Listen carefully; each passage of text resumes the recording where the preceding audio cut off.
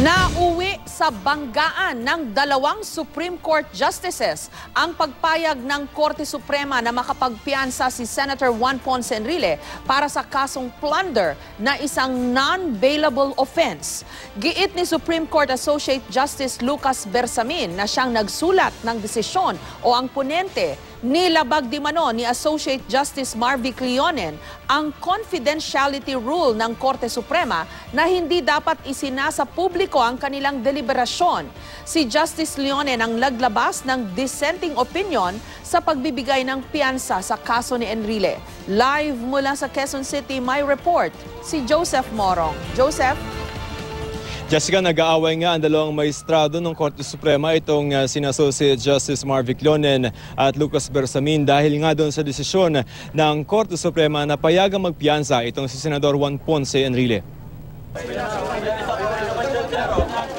Ang kontrobersyal na desisyon ng Korte Suprema para sa pagpiyansa ni Senador Juan Ponce Enrile nauwi na ngayon sa akusasyon ng isang maestrado laban sa kapwa maestrado. Ang sumulat ng desisyon na si Supreme Court Associate Justice Lucas Bersamin at ang naglabas ng dissenting opinion na tutol sa pagbibigay ng piyansa na si Associate Justice Marvic Leonen. Sa kanyang isinamiteng rejoinder, sinabi ni Bersamin na lumabag umano si Leonen sa confidentiality rule ng Korte Suprema na hindi dapat isinasa publiko ang deliberasyon nila. Ang tinutukoy niya ay ang mga sinabi ni Leonen sa kanyang dissenting opinion na pagbibigay pabor o special accommodation kay Enrile ang naging desisyon ng Korte. At ang pinagbotohan daw nilang desisyon ay iba sa pinapirmahan ni Bersamin bilang ponente sa mga maestrado. Bigla raw kasi naging humanitarian grounds o awa ang basehan ng desisyon ng Korte sa halip na kanilang napag-usapan kung ang piyansa ba ay karapatan o matter of right at dapat bang isaalang-alang ang lakas ng ebidensya para pagbigyan ito. Umalma sa Bersamin sa mga sinabi ni Leonen at sinabing unfair daw ito sa kanya at sa 7 iba pang maestrado na bumoto pabor kay Enrile. Matitiis daw niya yon pero naisa publiko ang opinyon ni Leonen kaya nabatikos ang kanyang katalinuhan, regionalism at loyalty. Sabi ni Bersamin hindi raw totoo ang sinasabi ni Leonen. Alam daw ng mayorya na ang pinagbotohan nilang desisyon ay ang pagbibigay ng piyansa base sa humanitarian ground. Sumobra daw si Leonen at tila hindi na nito nirespeto ang mayorya. Oras na nagbotohan na, hindi na raw dapat siya nagpapasaring pa ng kung ano-ano kung paano narating ang desisyon ng mayorya. Maanghang din ang payo ni Justice Bersamin kay Justice Leonen. Talo na raw ito sa botohan kaya hindi na raw dapat ito kinikwestiyon ang desisyon ng mayorya. Sinusubukan pa naming kunan ng pahayag si Justice Leonen. Ang tagapagsalita ng Korte Suprema, tikom ang bibig sa girian ng dalawang maestrado.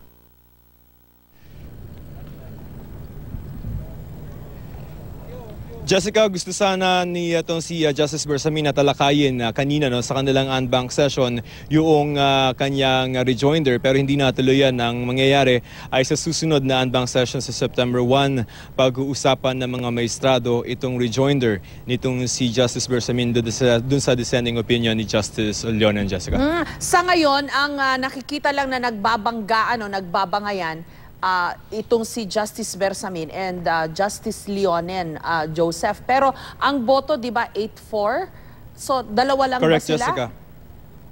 8-4, tapos yung sa dissenting opinion, ang sumulat ng dissenting opinion ay itong si Justice Leonen. Pero it's worth pointing out na yung dissenting opinion na yon ay sinamahan ng 3 pang mga maestrado. Itong si Chief Justice Maria Lourdes Sereno, si Senior Associate Justice Antonio Carpio at si Associate Justice Estela Perlas Bernabe. So in effect, what Justice Leonen was saying in his dissenting opinion ay yun din yung sinasabi ng 3 pa niyang kasama doon sa 4 na boto kontra doon sa pagbibigay ng piyansa kay Senador Enrile, Jessica.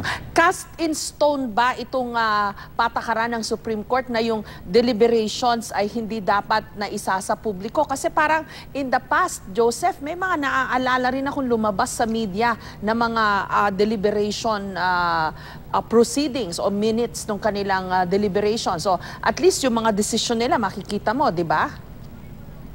Yung confidentiality rule, nandun yan sa internal rules ng procedure ng Korte Suprema. So as far as this is concerned, medyo sacred yan na polisiya ng Korte Suprema. Pero kung halimbawa, ang nangyayari kasi sa atin, doon sa mga desisyon ng Korte Suprema, kung may init talaga yung issue, such as this one, nababasa natin yung kontra position at kung paano nagkaroon ng deliberasyon sa Korte Suprema sa pamamagitan ng mga dissenting opinion ng minority justices. So sa kaso na to, ang nabasa natin kung ano nangyari doon sa alleged na botohan ay doon sa dissenting opinion ni Justice Lonen. But other camps are saying, doon sa ibang mga maestrado ng Korte Suprema, na yung nag-leak na letter nitong si Justice Bersamin na nagsasabi siya na he's going to file a rejoinder, and then this rejoinder ay ito daw yung naman na paglabag doon sa confidentiality rule. So both camps are claiming na may pag-violate ng confidentiality rule as far as this particular case is concerned. Jessica. Kasi as far as the public is concerned, parang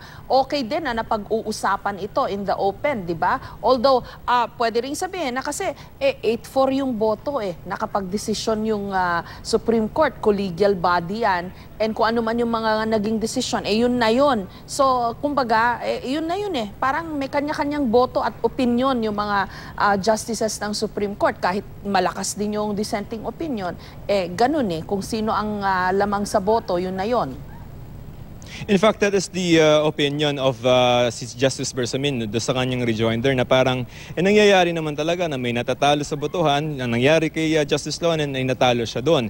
And if I remember the quotes correctly, he should remain in the minority at dapat hindi na raw kino-question yung kumbaga yung logic or wisdom noong majority kung paano sila na narating yung desisyon. Pero kung babasahin mo naman yung dissenting opinion ni Justice Lonen, may pinopoint out siya doon na parang irregular doon sa ginawang procedure ng alleged na pagpapapirma nitong si Justice Bersamin na yun na pag-usapan, na pagdebatean, hindi yun napirmahan, hindi yun yung napirmahan at lumabas na desisyon ng Korte Suprema. So may claims of irregularity as far as the procedure is concerned that kung babasahin naman natin ay yung dissenting opinion ni Justice Lonen, Jessica. At yun nga yung sinasabing kung yung grounds ng pag-grant ng bail ang pag-uusapan, hindi naman yung humanitarian reason ang napag-usapan dun sa kanilang deliberation, kundi yung strength of evidence, etc. Pero yun din yung side ni Justice Lonen, di ba, Joseph? Correct. Ang sinasabi ni Justice Lonen, ang pinagbotohan natin, halimbawa tayong dalawa ma'am, ay maestrado ng Korte Suprema, pinagbotohan natin nung umaga, natalo ako doon, ang pinag-usapan natin doon ay yung strength of evidence at saka yung kung ba yung bail ay matter of right o karapatan ba talaga yan.